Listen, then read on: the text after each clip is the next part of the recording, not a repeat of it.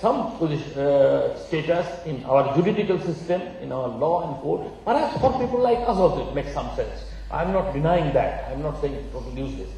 But in practice, when we are dealing with the behavior of ordinary Indians, I think we will be wiser to depend on their good sense and find out those people who have saved their neighbors, what are the principles they use, what are the criteria they use, what is the kind of thought they want to bear upon their act. That is our duty. I completely concur, and I'm completely with you so far as pluralism is concerned. But I will also add, like Professor Nandy, that pluralism is not a secular invention, it's not secularism. Pluralism, just like Professor Nandy, I will take you from here, century by century back to any poet that you want, with whom I'm familiar, that the conception of not only tolerance, because remember, in tolerance there is an element of privilege. That is, if I were to tolerate you, I'm in a position of power, and from the goodness of my heart I tolerate you. It's not just tolerance, it's a plurality equally important. But the way that I accommodate it in my own thinking is a very simple scene in a fantastic movie called Fiddler on the Roof. There is a scene that Tevye is selling his milk, his morning milk. And there is a debate, a political discussion among his customers. Someone says something. They say, yeah, you're right. And then the opposite of that person says something else. And Tevye said, yeah, you're right too. And then there is a very cantankerous seminarian student says, Tevye, you say he is right, and then you say he is right. How could that be? And Tevye say, you know what, you're right. Now, the moral of the story is Tevye wants to sell his milk. That is the baraza of our students. That is the marketplace. That is the common space that you can come with any number of positions. But on that space, there has to be accommodation for all of those positions. They may appear contradictory, and they are contradictory if you were to go to the metaphysical veracity of one or to the other. But that public space, Tevye selling his milk, has a reality sui generis as well.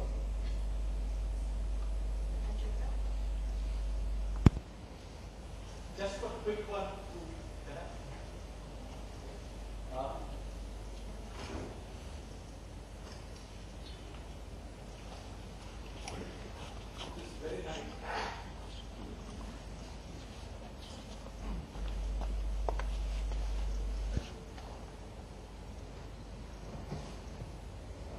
Really heartening to hear about the stories of pluralism, Professor Nandy. But could you say the same thing when it comes to the issues of discrimination based on identity? Because when you scratch the surface, it doesn't seem as though that kind of a pluralism exists, because there is somehow images that are still haunting us of the other, which is so fearful that we're not able to really coexist, whether in a hamlet or whether in a social interaction. This land or this whole of the South Asia or probably other parts of Asia, still this aspect of caste-based or identity-based discrimination, which has, as you rightly said, which has divided us into touchables and untouchables. Where does this identity or this depth of pluralism there do you see existing, and how can we somehow? I'm not able to find either a clear debate or a kind of a coexisting space that we can build on so that we can get over the identities of caste.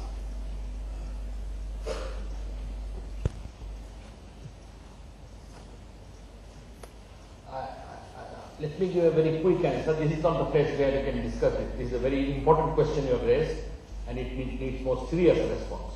But for the sake of cutting this discussion short, let me very briefly state my position, on this other positions can be taken. I am not arguing against affirmative action. I don't think Hamid will argue against it.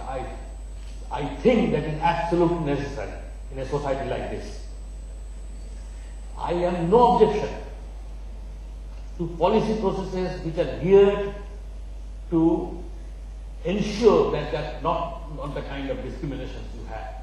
I am talking of the way you try to make sense of your thing.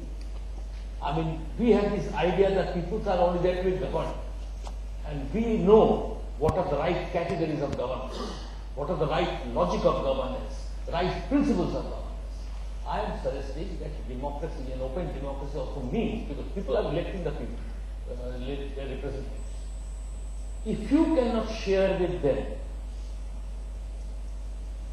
your ideas which are transferable over the boundaries of caste, so now it is absolutely, it's like a rush for goodies from the state. We believe that our electorate has shown enough wisdom over the 60 years for us to trust them and say that, okay, your categories might be not acceptable to read, but you have a right to them.